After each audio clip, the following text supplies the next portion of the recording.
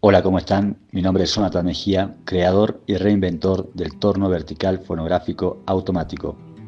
Hoy me encuentro aquí en la fábrica metalúrgica de Bolivia, donde fabricamos todas las piezas y las partes en acero inoxidable y aluminio. Pueden ver todo en acero inoxidable.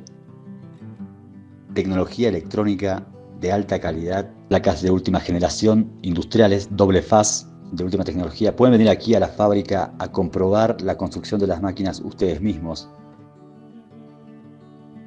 Ustedes podrán grabar un disco personalmente y o escucharlo en persona aquí, junto conmigo, en la fábrica donde se fabrica todo desde cero. Todas las piezas y las partes es ingeniería y desarrollo de Vortex. Todo lo fabricamos desde los circuitos electrónicos hasta los mecanismos. Todo se fabrica desde cero. Estoy enterado que existen malos comentarios hacia la fábrica y mi persona, y por este medio quiero negarlos totalmente. Son completamente falsos. Una falacia creada por la competencia y algunas personas tóxicas que tienen intereses económicos personales en el negocio, ya que a todos mis clientes les explico la manera de trabajo y no hemos tenido ningún problema real.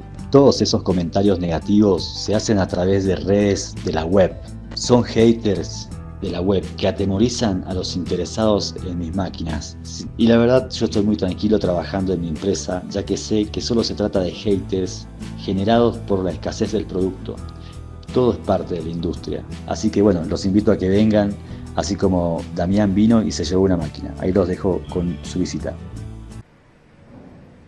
Bueno amigos, acá hasta ayer estaba la máquina, ahora ya la estamos terminando de empalar.